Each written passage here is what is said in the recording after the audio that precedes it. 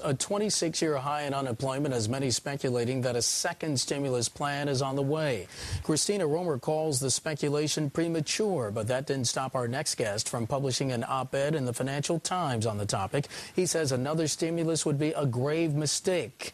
We're joined by Bruce Bartlett, Deputy Assistant Treasury Secretary under the first President Bush. He joins us live from our bureau in Washington. Mr. Bartlett, welcome to Bloomberg News. Happy to be here. Sir, you say a grave mistake. Why?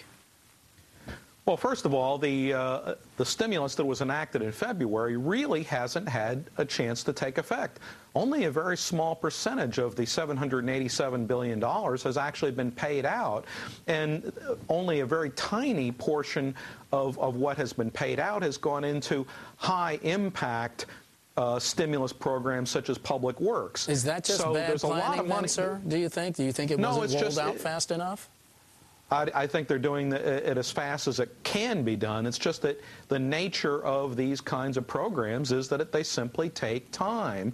And I think it's premature to panic and say nothing is happening, we have to rush ahead with something new. I think we have to wait. I think we have to show some patience. Anyway, there's nothing we can even conceive of that I know of that could possibly impact on the economy if we were to pass a second stimulus that would have any impact this year.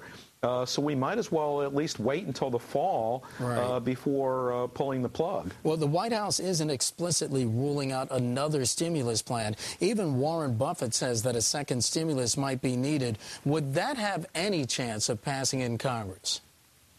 Very unlikely. The Republicans, of course, will all vote against it, and the so-called blue dog Democrats are are becoming very alarmed about the deficit. And I really seriously doubt that there's votes there for any kind of significant additional stimulus at this point in time. But clearly, if we're still we're looking at better than 10% unemployment early next year, all bets are off, and they may very well revisit the issue at that time. Mr. Bartlett, Paul Krugman responded to your op-ed in the Financial Times with a blog post. He points out that the government has predicted impact from the stimulus by the difference between these two curves, and we have a graphic that shows that. Do you agree with Mr. Krugman's assessment? Well, the point I made is that the administration was projecting a relatively fast impact for the stimulus, and you can see that by the difference between the two curves.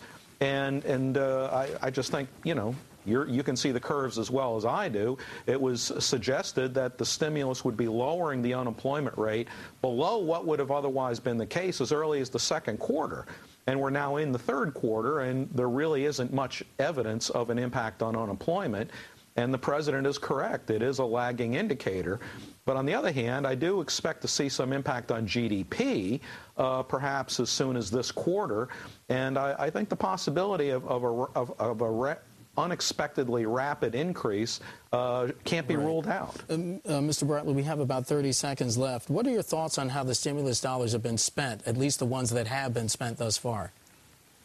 Well, I certainly would have liked to have seen it more front-loaded and more of the money put into projects that would have a direct impact on unemployment, such as public works. A lot of the money is just income transfers that economists, that may be justified on their own merits, but simply don't have a stimulative effect. Bruce Bartlett, former Deputy Assistant Treasury Secretary, currently a columnist for townhall.com, joining us from Washington. Mr. Bartlett, thanks.